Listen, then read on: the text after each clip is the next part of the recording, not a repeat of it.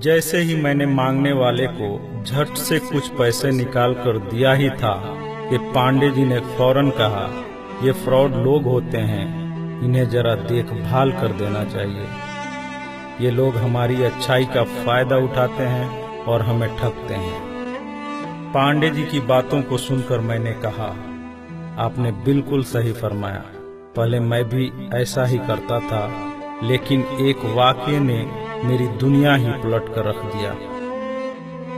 रोज की तरह मैं घर से ऑफिस के लिए जा रहा था कि रास्ते में एक शख्स फुटपाथ के किनारे अपना बीमार बच्चा लेटाए हुए उसे हॉस्पिटल ले जाने के लिए भगवान के नाम पर टैक्सी का किराया मांग रहा था। वो कभी किसी पैदल का बाजू पकड़कर हाथ जोड़ देता, मेरा बच्चा बचा लें, मुझे टैक्सी का किराया दे दें, तो कभी किसी गाड़ी वाले को हाथ देकर रोकता और उसके पीछे भागता कि वो कार में उसके बच्चे को हॉस्पिटल पहुंचा दे। कोई रुकता तो कोई नहीं रुकता, जो भी रुकता वो भी उसे घूर कर देखता और आप वाली सोच सोच कर उसे डांटता, काम करके खाने की नसीहत करता और आगे निकल जाता। मैं जैसे ही अपनी कार पार्क कर रहा था कि उसकी नजर मुझ पर भी पड़ी और वो मेरे गाड़ी के सामने आकर खड़ा हो गया था और मेरे रुकते ही मेरे दरवाजे के शीशे पे जोर जोर से पीटने लगा।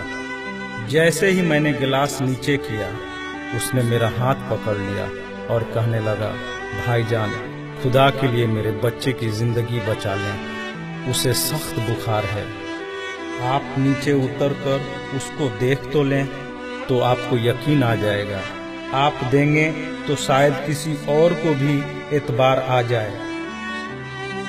मगर मैं भी उसी की तरह सोच रहा था। मैंने भी उसे काम करके खाने की तस्कीन की और पिछले जुम्मा की सुनी हुई हदीस उसको भी सुना दी कि कमा कर खाने वाला अल्लाह का दोस्त होता है, और गिलास बंद करके आगे बढ़ गया, ये बड़बड़ाते हुए कि हरामखोर ये हमें बेवकूफ समझते हैं। 2-3 घंटे के बाद मैं वापस आया तो अब भी उसी जगह खड़ा मांग रहा था।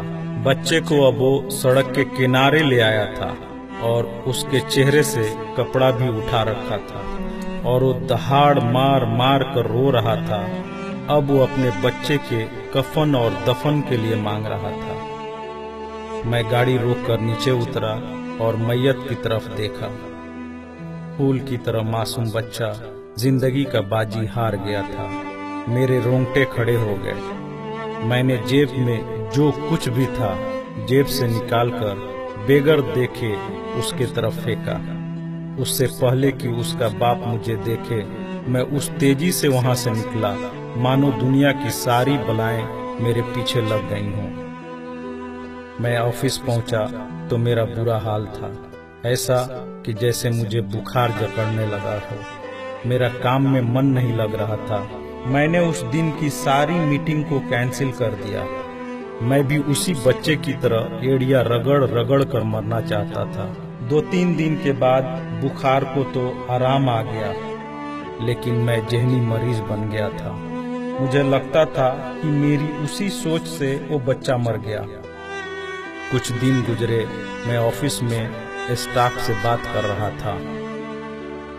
तब तक रिसेप्शन से आवाज आई, सर आपसे कोई मिलना चाहता है। मैंने पलट कर देखा, सामने उस मरे हुए बच्चे के बाप को देखकर मुझे चक्कर आ गया और मैं पत्थर का बुत बने उसे देख रहा था।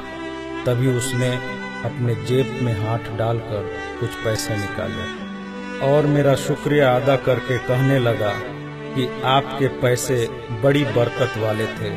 शायद आपके खुलूस की बरकत थी कि मेरे बहुत सारे काम हो गए। सारे खर्चे के बाद कुछ पैसे बच गए और उनमें से कुछ पैसे मैंने उधार लेकर डाले हैं। ये आप कबूल कर लीजिए, बाकी मैं आपको जल्द ही वापस कर दूंगा। मैंने पैसे वापस लेने से सख्ती से इनकार कर दिया और मिन्नत करके उसे पैसे रखने को राजी कर लिया। और जैसे ही वो जाने लगा, मैंने उसे रोका और अपनी कंपनी में काम करने के लिए पूछा। वो ऐसे राजी हो गया जैसे उसे काम की ही तलाश थी और किसी ने उसके दिल की बात सुन ली हो। वो बहुत खुश हुआ और अगले ही दिन से मेरी कंपनी में बतौर वॉचमैन काम करने लगा। पांडे जी, मैं आपको उससे मिलवाऊंगा, लेकिन वो कार वाला किस्से का जिक्र उससे मत करना। उसने आज तक नहीं पहचाना कि उसने मेरा भी कार रोककर मुझसे मदद मांगी थी। वो मुझे एक बड़ा ही नेक इंसान समझता है, जिसने उस बच्चे की लाश देखकर अपना सब कुछ निकाल कर दे दिया। पांडे जी, उस दिन के बाद से मैं किसी को खाली हाथ नहीं लौटाता। थोड़ा सा देने से ना वो अमीर होता है और ना मैं गरीब। बस दिल को तसल्ली होती है। और रह गई